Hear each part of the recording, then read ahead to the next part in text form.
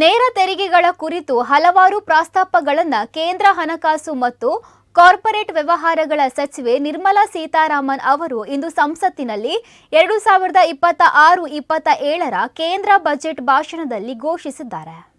ನ್ಯಾಯಮಂಡಳಿಯು ವ್ಯಕ್ತಿಗೆ ನೀಡುವ ಪರಿಹಾರದ ಯಾವುದೇ ಬಡ್ಡಿಗೆ ಆದಾಯ ತೆರಿಗೆಯಿಂದ ವಿನಾಯಿತಿ ನೀಡಲಾಗುವುದು ಮತ್ತು ಈ ಖಾತೆಯಲ್ಲಿನ ಯಾವುದೇ ಟಿಡಿಎಸ್ ತೆಗೆದುಹಾಕಲಾಗುತ್ತದೆ ಎಂದು ಬಜೆಟ್ ಪ್ರಸ್ತಾಪಿಸುತ್ತದೆ. ವಿದೇಶಿ ಪ್ರವಾಸ ಕಾರ್ಯಕ್ರಮದ ಪ್ಯಾಕೇಜ್ ಮಾರಾಟದ ಮೇಲಿನ ಟಿಸಿಎಸ್ ದರವನ್ನು ಪ್ರಸ್ತುತ 5% ಮತ್ತು 20%ದಿಂದ 2%ಕ್ಕೆ ಇಳಿಸಲು ಇದು ಪ್ರಸ್ತಾಪಿಸುತ್ತದೆ ಮತ್ತು ಇದಕ್ಕೆ ಯಾವುದೇ ಮೊತ್ತದ ನಿಬಂಧನೆ ಇಲ್ಲ. ಸಣ್ಣ ತೆರಿಗೆದಾರರಿಗೆ ಒಂದು ಯೋಜನೆಯನ್ನು ಪ್ರಸ್ತಾಪಿಸಲಾಗಿದೆ.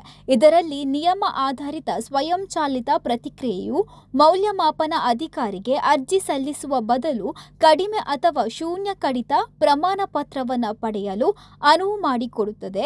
ಬಹು ಕಂಪನಿಗಳಲ್ಲಿ ಸೆಕ್ಯುರಿಟಿಗಳನ್ನು ಹೊಂದಿರುವ ತೆರಿಗೆದಾರರ ಅನುಕೂಲತೆಗಾಗಿ ಸುಲಭತೆಗಾಗಿ ಠೇವಣಿದಾರರು ಹೂಡಿಕೆದಾರರಿಂದ ಫಾರ್ಮ್ 15G ಅಥವಾ ಫಾರ್ಮ್ 15H ಅನ್ನು ಸ್ವೀಕರಿಸಲು ಮತ್ತು ಅದನ್ನು ವಿವಿಧ ಸಂಬಂಧಿತ ಕಂಪನಿಗಳಿಗೆ ನೇರವಾಗಿ ಒದಗಿಸಲು ಬಜೆಟ್ ಪ್ರಸ್ತಾಪಿಸುತ್ತದೆ. ಡಿಸೆಂಬರ್ 31ರಿಂದ ಮಾರ್ಚ್ 31ರವರೆಗೆ ನಾಮಪತ್ರ ಶುಲ್ಕವನ್ನು ಪಾವತಿಸುವುದರೊಂದಿಗೆ ರಿಟರ್ನ್ಸ್ ಪರಿಷ್ಕರಿಸಲು ಲಭ್ಯವಿರುವ ಸಮಯವನ್ನು ಇದು ಪ್ರಸ್ತಾಪಿಸುತ್ತದೆ. ತೆರಿಗೆ ರಿಟರ್ನ್ಸ್ಗಳನ್ನು ಸಲ್ಲಿಸುವ ಸಮಯವನ್ನು ಬದಲಾಯಿಸಲು budget ಪ್ರಸ್ತಾಪಿಸಿದೆ.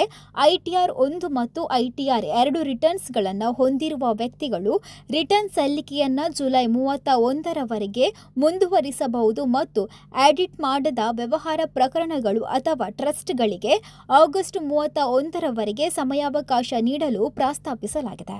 TDS on these services will be at the rate of either 1% or 2% only. I propose a scheme for small taxpayers wherein a rule-based automated process will enable obtaining a lower or nil deduction certificate instead of filing an application with the assessing officer.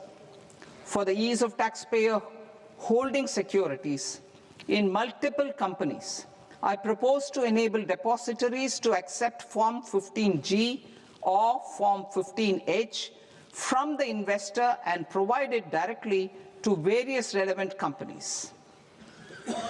I propose to extend time available for revising returns from 31st December to up to 31st March with the payment of a nominal fee.